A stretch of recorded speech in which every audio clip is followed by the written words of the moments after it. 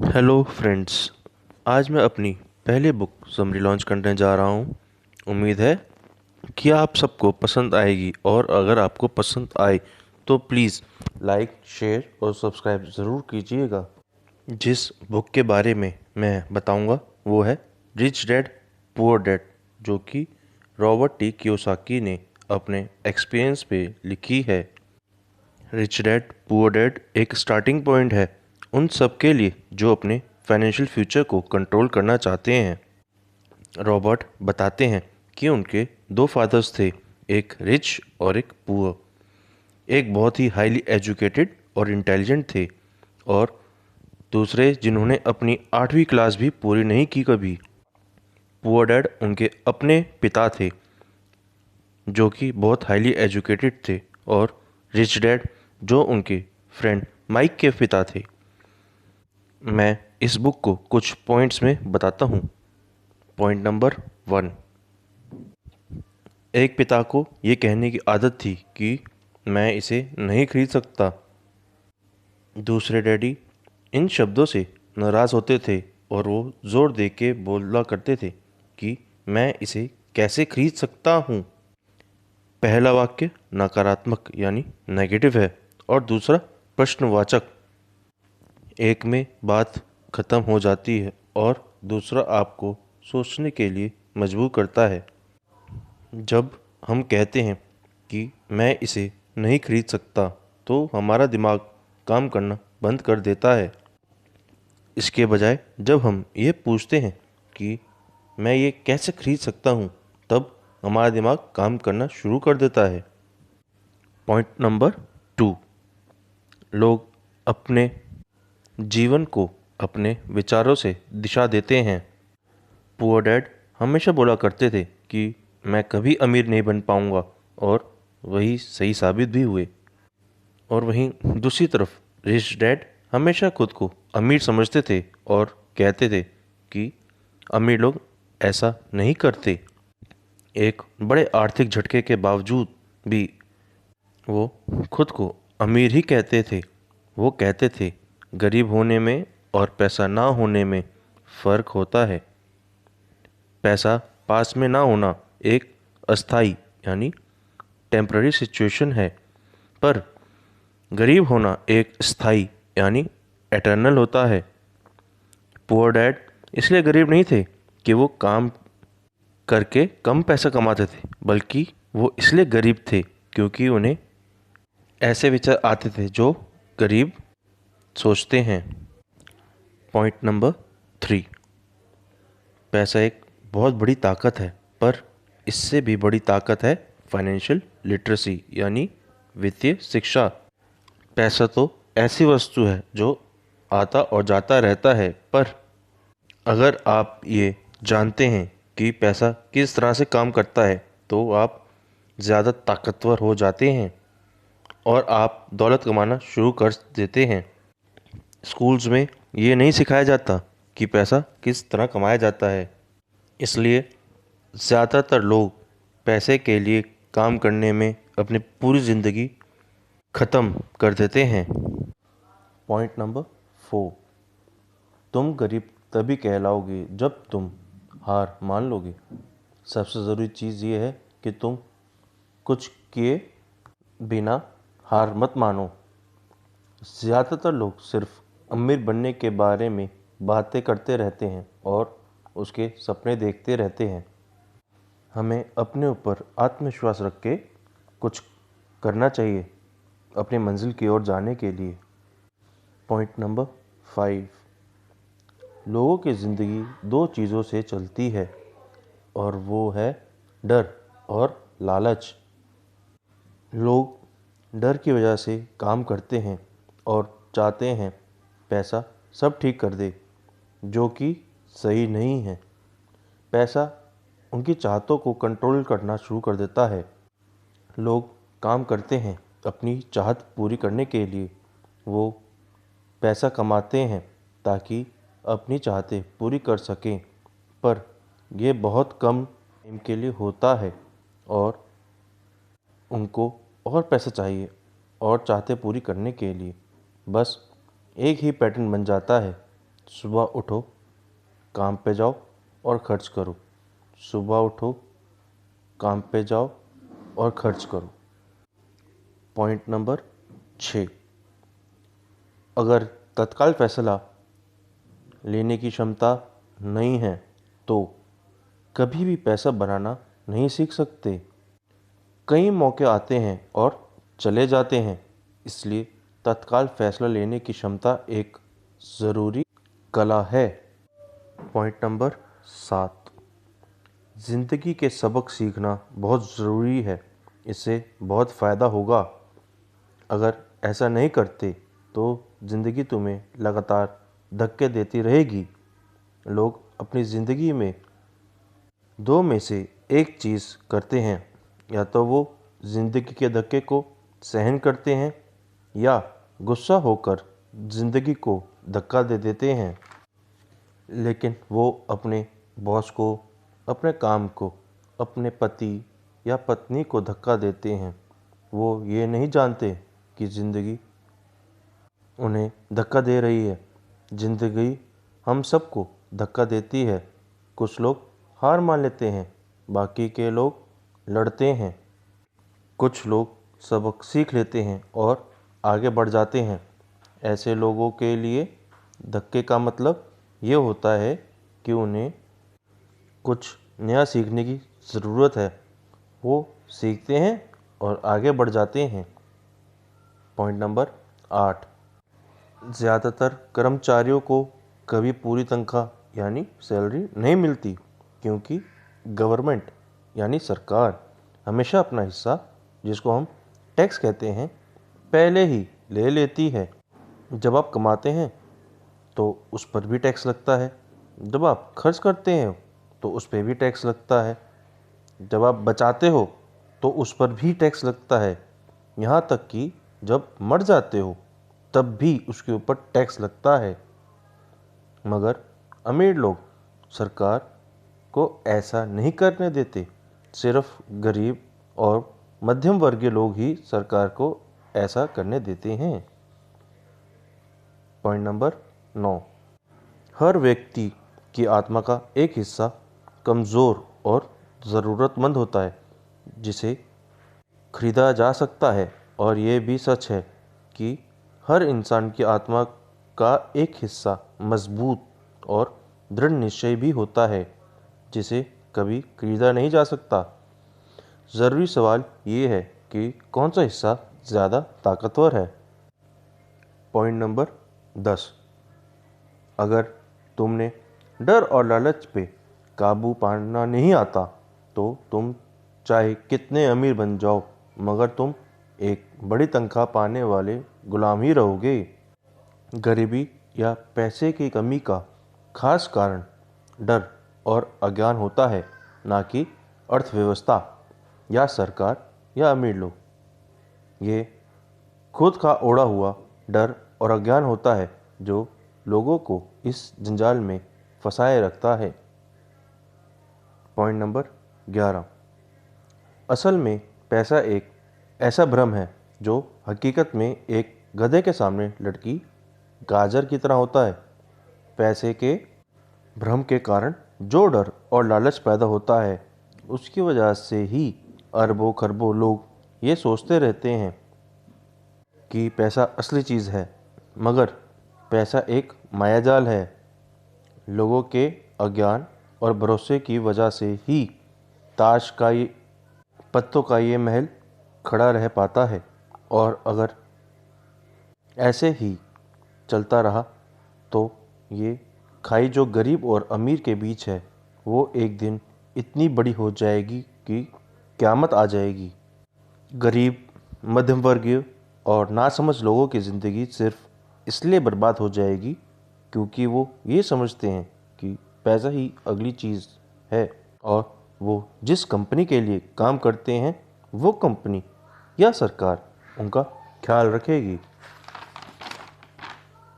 Point number 12, जितनी जल्दी तुम तनख्वाह की ज़रूरत को भूल जाओगे, उतनी ही जल्दी तुम्हारे आगे की ज़िंदगी आसान होती चली जाएगी।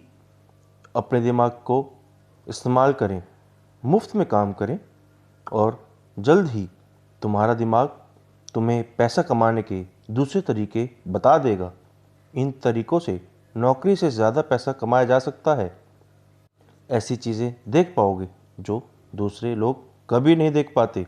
मौके उनकी नाक के नीचे होते हैं, फिर भी ज़्यादातर लोग इन मौक़ों को कभी देख नहीं पाते और इसका मुख्य कारण ये है कि वो पैसा और सुरक्षा ढूंढते रहते हैं। जिस वक्त तुम एक मौका भांपने में कामयाब हो जाओगे, उसके बाद तुम ज़िंदगी भर मौका भांप सकते हो। पॉइंट नंबर 13, रिटायरमेंट का मतलब काम ना करना नहीं है। रॉबर्ट के लिए इसका मतलब ये है कि जब तक हम चाहें तब तक हम काम करने या ना करने के लिए आज़ाद हैं, और इसका कारण ये है कि हमारी दौलत यानी एसेट्स अपने आप बढ़ते रहते हैं, और वो भी महंगाई दर से कहीं ज़्यादा तेज़ रफ्तार से। ये एक वृक्ष लगाने की तरह है को कुछ साल पानी दो और फिर एक दिन पानी देने की ज़रूरत नहीं पड़ती, फिर वो वृक्ष आपको हमेशा छांव देगा। पॉइंट नंबर 14, हमारी सबसे बड़ी दौलत है शिक्षा, जिसे छोड़कर सब लोग सिर्फ पैसे पर अपना ध्यान केंद्रित कर बैठे हैं। अगर लोग थोड़ा लचीलापन अपना लें, दिमाग खुला रखें और सीखने के लिए तैयार रहें, तो सभी आर्थिक उतार चढ़ावों के बावजूद वो बहुत अमीर बन सकते हैं।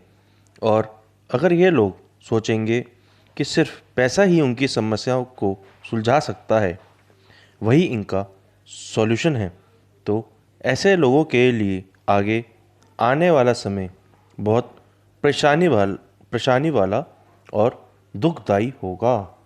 जो भी समस्याएं हैं वो बुद्धि से सुलझती हैं और पैसा आता है। अगर आपके पास पैसा आ भी जाता है मगर आपके पास पैसे की समझ नहीं है, तो भी वह ज़्यादा देर तक नहीं रहता। पॉइंट नंबर 15, यह पॉइंट सबसे इम्पोर्टेंट पॉइंट है। सबसे बड़ा नियम अमीर होने का ये है कि आपको संपत्ति यानी एसेट्स और दायित्वों यानी लायबिलिटीज़ के बीच का अंतर पता होना चाहिए और हमेशा संपत्ति ही खरीदनी चाहिए। यही पहला और अकेला नियम है जो आपको अमीर बना सकता है।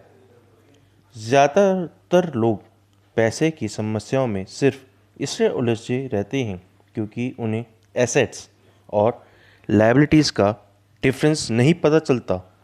एसेट्स और लायबिलिटीज़ में फ़र्क करना बहुत आसान लगता है, लेकिन पहचान नहीं कर पाते। अमीर लोग एसेट्स इकट्ठे करते हैं और गरीब और मध्यम वर्गीय लोग लायबिलिटीज़, और उनको ये लगता है कि वो एसेट्स ही इकट्ठे कर रहे हैं। पॉइंट नंबर 16, संपत्ति यानी एसेट्स वो चीज़ है जो आपकी जेब में पैसा डालती है। दायित्व यानी लायबिलिटीज़ वो चीज़ है जो आपकी जेब से पैसा निकालती है। अगर अमीर बनना चाहते हो तो एसेट्स खरीदते रहो। पैसे की तंगी का कारण सिर्फ यही है कि लोग इनके बीच का फ़र्क नहीं जान पाते। इसलिए पैसे की साक्षरता यानी फाइनेंशियल लिटरेसी बहुत ज़रूरी है। पॉइंट नंबर 17, आज व्यावसायिक सफलता का शैक्षिक सफलता के साथ कोई सीधा संबंध नहीं रह गया है। जब स्टूडेंट्स में स्कूल ख़त्म होने पर कोई फाइनेंशियल लिटरेसी नहीं होती, तब बहुत सारे करोड़ों पढ़े लिखे लोग अपने कारोबार में तो सफल हो जाते हैं, लेकिन बाद में पैसे की तंगी से जूझते रहते हैं। उनकी शिक्षा में कमी ये है कि उनको पैसे खर्च करने का तरीका नहीं सिखाया गया, ना कि ये कि उनको पैसा कमाना नहीं सिखाया गया। Point number 18। कई लोगों के पास तो ज़िंदगी भर काम करने के बाद भी अपने लिए कुछ नहीं बच पाता, क्योंकि वो अपनी सारी ज़िंदगी दूसरों के लिए कार्य करते रहते हैं। सबसे पहले अपने लिए पैसा रखना चाहिए, फिर दूसरों के लिए। Point number 19। पैसा एक ऐसी चीज़ है जो 24 घंटे काम करता है और पीढ़ियों तक कर सकता है, और यही पैसे की सबसे अच्छी बात है। आप जो भी काम करते हैं वो करते रहें, पर साथ ही साथ अपने एसेट्स कॉलम को बढ़ाते रहें। जब आपका कैश फ्लो बढ़ता है तब आप कुछ लग्जरियस चीज़ें खरीद सकते हैं। अमीर लोग लग्जरियस चीज़ें सबसे बाद में खरीदते हैं, जबकि गरीब और मध्यम वर्गीय लोग ये सबसे पहले खरीदते हैं। और ये एक इम्पॉर्टेंट फैक्ट है। लोग अक्सर बड़े घर, हीरे जवाहरात, गाड़ी, ऐसे लग्जरियस आइटम खरीद लेते हैं ताकि वो अमीर दिखें, और वो दिखते भी हैं, पर असल में वो उधार के दलदल में गहरे धंसते चले जाते हैं। Point number 20। हमें प्रकृति ने बहुत से उपहार दिए हैं और हम में बहुत ज़्यादा संभावनाएं होती हैं, पर जो चीज़ हम सभी को पीछे धकेलती है वो है आत्मविश्वास की कमी, ना कि तकनीकी जानकारी की कमी। शैक्षिक माहौल के बाहर असली ज़िंदगी में अच्छे नंबरों से ज़्यादा ज़रूरी चीज़ की ज़रूरत होती है, जो कि है गट्स, बहादुरी, चालाकी, साहस, प्रतिभा, जोखिम लेने की क्षमता। ये सब चीज़ें कुल मिलाकर हमारे भविष्य पर स्कूल के नंबरों से ज़्यादा असर डालती हैं। Point number 21। व्यक्ति की प्रतिभा के सबसे बड़े दुश्मन है बहुत ज़्यादा डर और खुद की क्षमताओं के बारे में शंका। असल ज़िंदगी में इंटेलिजेंट लोग उतना आगे नहीं बढ़ पाते जितना कि बहादुर लोग आगे बढ़ पाते हैं। Point number 22। बहुत कम लोग ये समझ पाते हैं कि किस्मत भी हम ही बनाते हैं, जिस तरह की पैसा बनाया जाता है। अगर आप ज़्यादा किस्मत वाला होना चाहते हैं और ज़्यादा पैसा बनाना चाहते हैं तो कड़ी मेहनत के अलावा अपनी फाइनेंशियल लिटरेसी जानना इम्पॉर्टेंट है। अगर आप उन लोगों में से हैं जो सही चीज़ के होने का इंतज़ार करती हैं तो आपको बहुत लंबे समय तक इंतज़ार करना पड़ेगा। Point number 23। फाइनेंशियल बुद्धि 4 प्रमुख चीज़ों से बनती है। वो हैं नंबर 1 अकाउंटिंग यानी फाइनेंशियल लिटरेसी, नंबर 2 इन्वेस्टिंग यानी धन द्वारा धन बनाने का विज्ञान, नंबर 3 अंडरस्टैंडिंग द मार्केट्स यानी सप्लाई और डिमांड का विज्ञान, नंबर 4 द लॉ यानी राष्ट्रीय कानूनों के बारे में जागरूकता, नियमों के भीतर रहकर खेलना। अगर आप पैसा बनाना चाहते हैं तो आप में इन चारों चीज़ों का समन्वय होना ज़रूरी है। Point number 24। आप जो नहीं जानते हैं वो आपका सबसे बड़ा जोखिम है यानी रिस्क है, और जो आप जानते हैं वही आपकी सबसे बड़ी पूंजी। हम सब कुछ तो नहीं जानते, इसलिए जोखिम तो हमेशा रहता है। इसलिए इसे बचने के बजाय इसे मैनेज करना सीखिए। Point number 25। एक लोकप्रिय विचार है कि ज़्यादा धन कमाने के लिए या प्रमोशन लेने के लिए आपको विशेषज्ञता आनी यानी स्पेशलाइजेशन हासिल करने की ज़रूरत है। इसलिए मेडिकल डॉक्टर्स तत्काल बाल रोग विशेषज्ञ या आई स्पेशलिस्ट इत्यादि हासिल करने में लग जाते हैं और यही बात लॉयर्स, अकाउंटेंट्स और बाकी लोगों के बारे में भी सही है।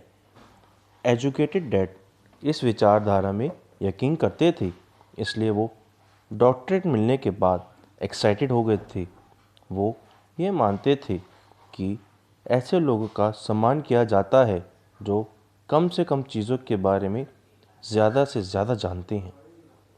लेकिन वहीं रिच डैड बिल्कुल इसके विपरीत करने के लिए प्रोत्साहित करते थे। आपको हर चीज़ के बारे में थोड़ा थोड़ा पता होना चाहिए, यानी jack of all trades but master of none. Point number 26।